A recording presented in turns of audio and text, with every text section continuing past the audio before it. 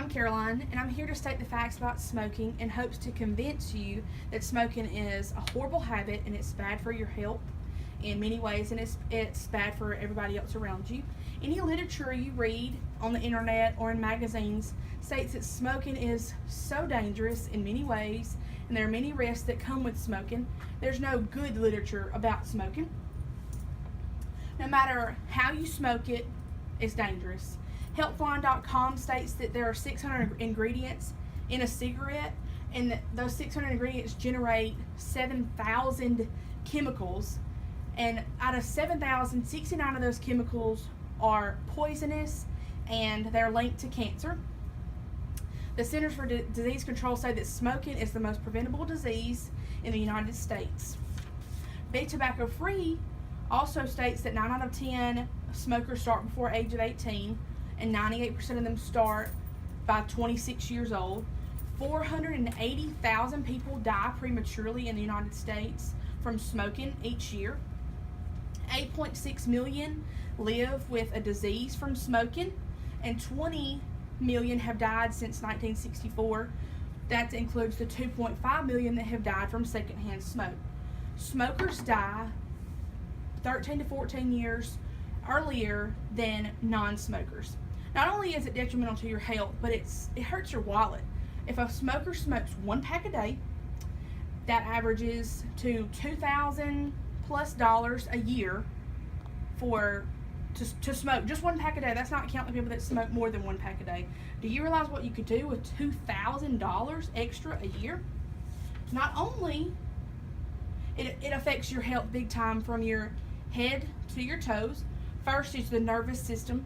When you smoke a cigarette, your body has the nicotine, and you're energized momentarily, and then eventually you start feeling tired and weak and exhausted, and what do?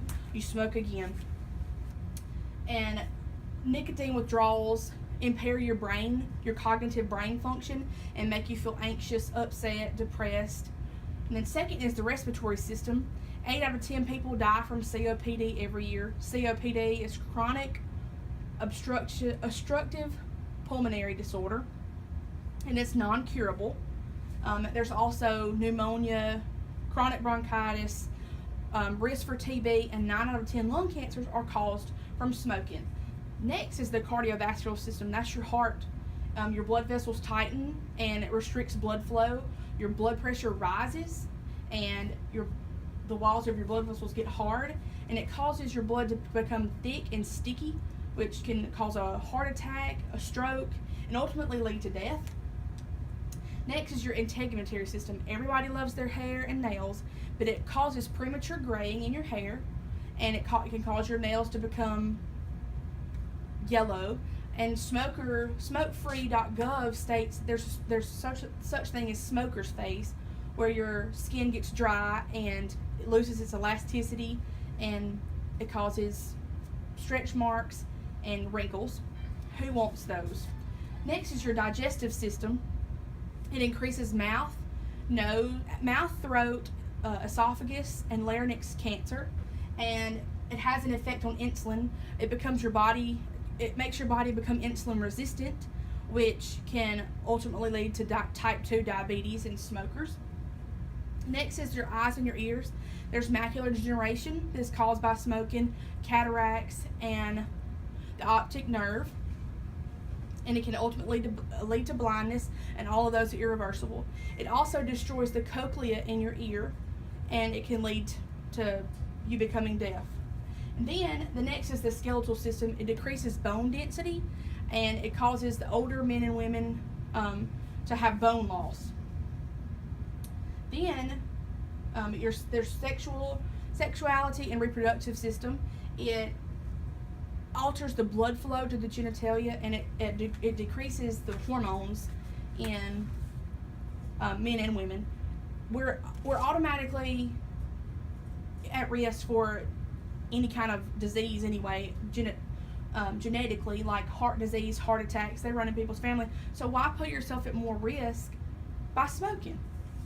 Not only does it bother you, but it bothers people around you. Secondhand smoke is just as dangerous as smoking a regular cigarette. It causes lung cancer, coughing, extra phlegm, wheezing, heart disease, heart attack, which ultimately leads to death. And it's especially dangerous in babies and children and pregnant women. It causes low birth weight, lung infections. Children that have asthma are more likely to have horrible, more rigid attacks in asthma.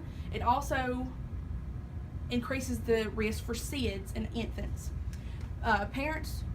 Children whose parents smoke are more likely to smoke. So why not set a good example for your children and not smoke around them? Secondhand smoke can stay in the air for several hours, and it travels up to 20 feet. So how many people around you are in 20 feet? That's a lot.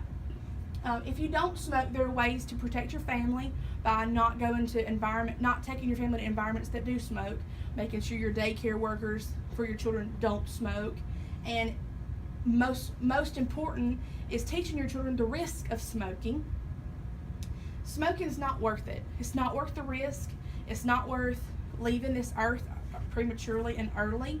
So don't do it. It's not worth the risk. It's bad for your health and bad for people around you.